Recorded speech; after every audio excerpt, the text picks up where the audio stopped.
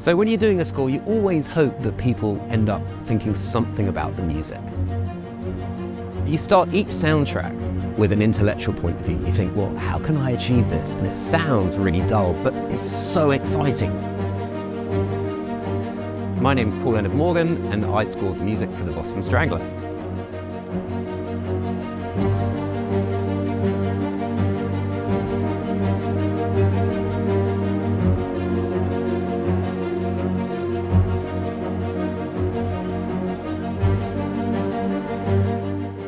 My musical background really started with my mum. My mum was a flute teacher and a piano teacher. She said, don't go into music, you'll never make a career out of it.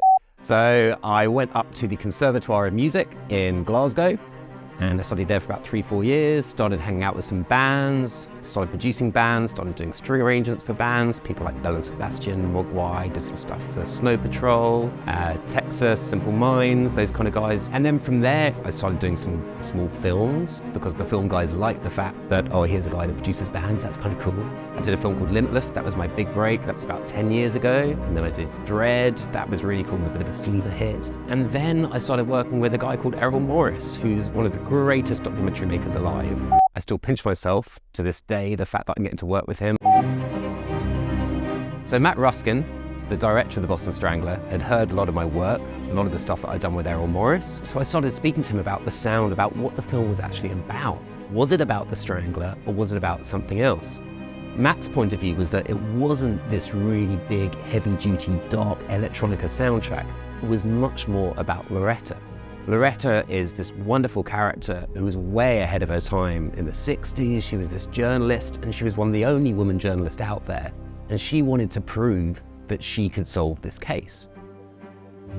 Well, what is Loretta's sound going to be? It was a sound that we wanted to achieve with this film, which wasn't this big, bombastic electronic sound, but much more about the sensibilities of Loretta. So you go away and you start experimenting. Is it a quartet? Is it a little string line? Is it the piano? And I started just coming up with some melodies on my piano. It's like, oh, that's really good, but it's a little bit sparse, it's a little bit classical. How can we twist that?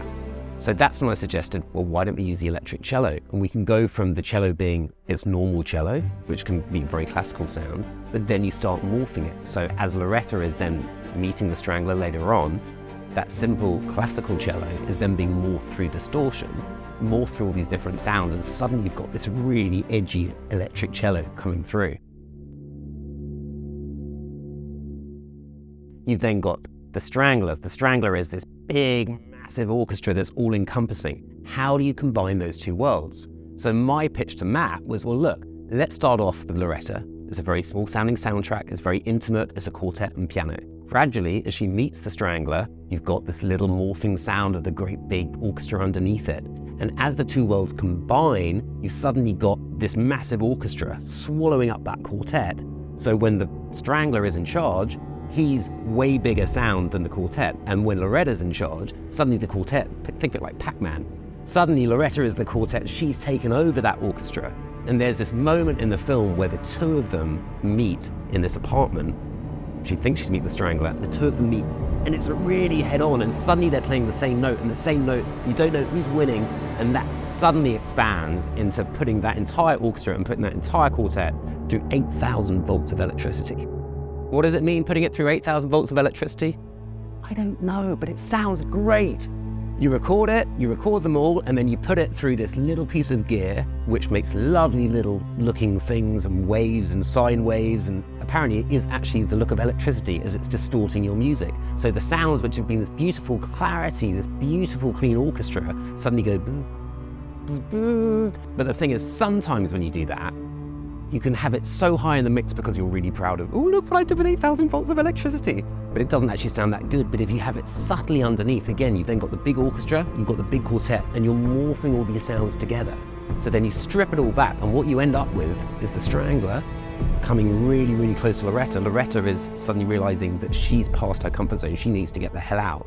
And all you hear is this bzz, bzz, bzz, bzz going on while the main theme is being played on the orchestra. You might not even notice it, but this is the kind of thing that goes on in there to try and achieve these soundtracks.